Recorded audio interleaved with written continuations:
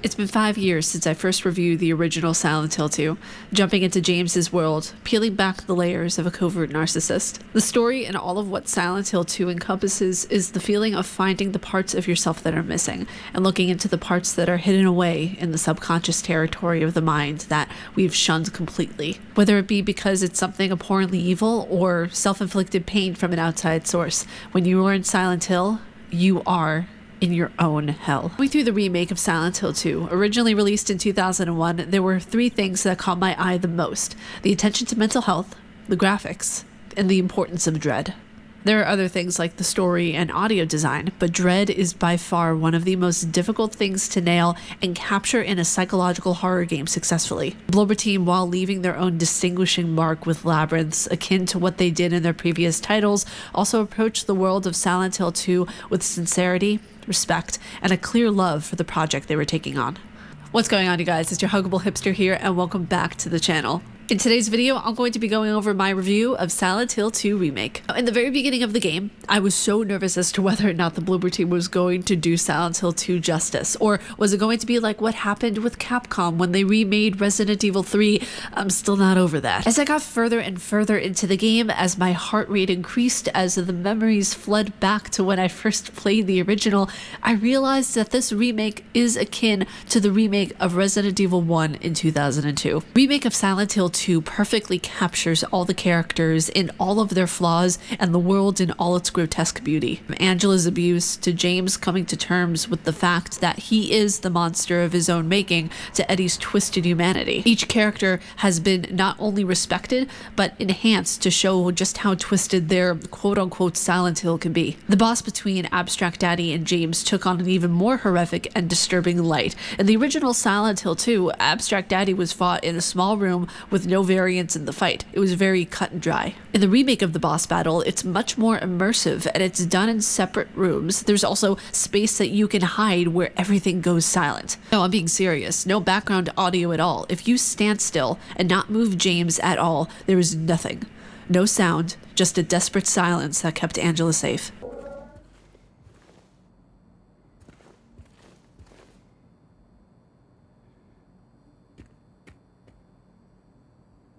The character Laura, as mischievous as she seems, is probably one of the most human parts of Silent Hill 2 as a whole. Going towards the end of the game and getting to see the connection between Laura and James's late wife Mary showed me that there is this continuous trauma bond with certain characters. Mary and Laura, James and Maria, even Angela and James. But the most significant trauma bond in this game is with Silent Hill and the characters. This place, Silent Hill, it called everyone to heal their wounds, to dwell on what they've been through, or to take their wounds head on. Psychology and the way in which this game was approached was a respectful firmness that showed us the brutality encased in trauma that these characters have experienced. And I thought the characters were intense in the original. In the remake, the brightness was amped up to 100%, and I can see to its fullness how these characters are so beautifully constructed to make a sad, horrific story that takes on so many colors the more you experience it. The psychology and mental health were difficult discussions to have in this game. The psychoanalysis of James, for example, shows that Silent Hill isn't a place, but a state of mind. It consumes him and everyone he meets. For all intents and purposes, he is in a state of denial and paranoia brought on by trauma and guilt. Throughout the game, you'll see nicely made beds, a part of an overall chaotic surrounding. Things that are calm and serene, a part of one giant mess.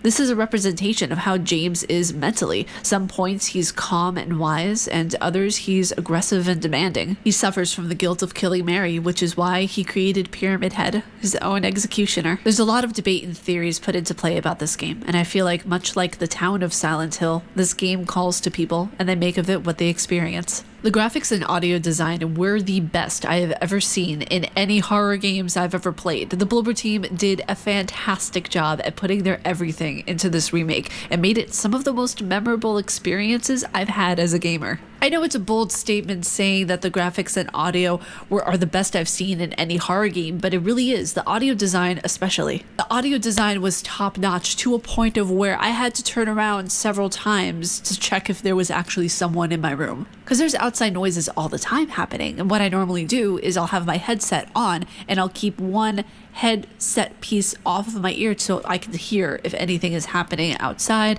if the doorbell is rung, whatever it is. The audio was done so well in this game that there were noises that I was hearing that when I went to go and check, there was nothing. So yes, the audio design in this game is top notch. If you were looking for an incredible audio binaural experience, play this game. It is incredible. The audio created a sense of dread and fear within the environment that made the entire experience true to the nature of what Silent Hill 2 was in the original and what Silent Hill is in general and what it encompasses. Jump scares, in a way, build this preemptive goal in games. I'm not going to get scared, I'll beat said jump scare. It's become somewhat of a competition within oneself that the game can't make you scared if you're one step ahead of it. I'm here to tell you that there's no competing with yourself when it comes to jump scares within this game. Much like James, if I'm numb and don't show how I really feel, then nothing can hurt me. It's that kind of idea going into, oh, I'm going to beat the jump scare, I'm going to really not be scared when it comes up. There is a level of anticipation, and there is a level of where the jump scares in this game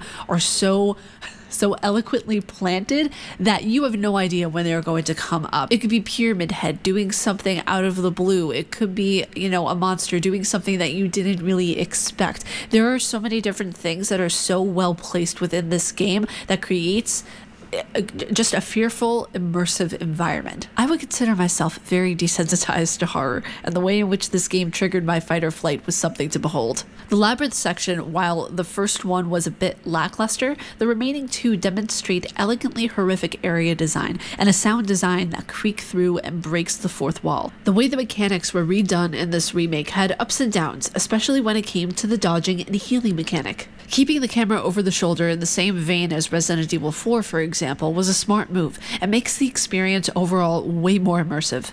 The camera basically being attached to the ceiling in the original Silent Hill 2 made it feel like I was in Mission Impossible. Fun, but not practical. While it was incredible to see how new mechanics warmly embraced Silent Hill 2 Remake, there were some things that felt both buggy and stiff in my experience when playing the game. The healing mechanic and the dodge mechanic felt off. Dodging felt very slow, like I was wading through water, but during the boss battles it would be a mix of good and slow. And I would heal James at certain points. It didn't matter if it was the bottle or the syringe, it wouldn't heal him right away. I would have to go back into the menu before it would actually take. The mechanics besides that were very well done and easy to pick up throughout the game.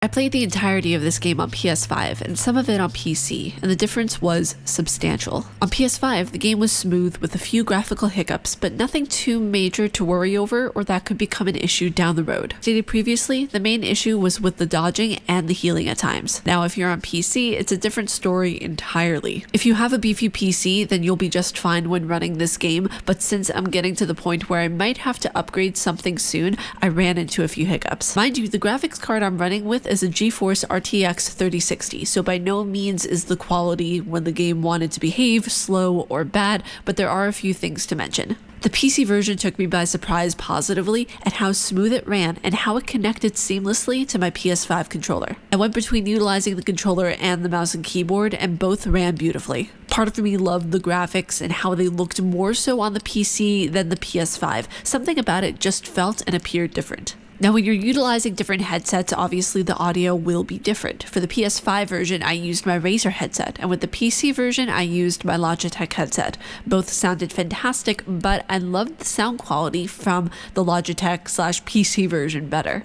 It sounded way more realistic. Now, the main issue I had with the PC version of Silent Hill 2 is that it crashed multiple times, and on one occasion, it gave me a blue screen. So keep that in mind if you plan to get this on PC, there is a chance of that happening. Now, I know this won't be the case for everyone, but just in case, check your settings and make sure other applications are closed before you play, unless you're recording the footage at the same time too with OBS. If you love horror games and heavy-duty puzzles with slow build-ups establishing characters, then you're going to absolutely love this game. A lot of puzzles may not be for everyone, so if you want to try this game and you don't want to have too intense of a puzzle experience, turn the puzzle difficulty to light mode. Now, I'll be honest, not everyone is going to vibe with this game considering the fact that it is a very slow build-up. The build-up of the remake is to the likes of what the build-up was in the original, so for me personally, I like how they kept that, but I know not everyone will. I would highly recommend going to a no commentary playthrough and watching the first couple of hours of that just to get an idea of the pacing of the game, the combat, the story, and if you overall just like the game and would like to try it out. And not only that, depending on where you are in the States or where you are in the world, this game is going to be with tax over $70. So for sure, look at a no commentary playthrough, see if it's something that you want to invest your time and money into. Much like Death Stranding and how every character has a beach, every person has their own Silent Hill. From Pyramid Head getting a more significant role, making the game more psychologically intense, to the endless Easter eggs that the Bloober team provided players, Silent Hill 2 Remake showed the gaming industry how a remake is done. There were no cutting corners. The soul of what made the original what it was stayed intact, and there were new things added in that respected the original. But you guys, that was my review of Silent Hill 2 Remake. If you guys like my face and what I do, please be sure to subscribe and hit that bell down below. May you find your worth in the waking world, dear hunter. Stay casually nerdy, and I will see you all in the next video. Umbasa.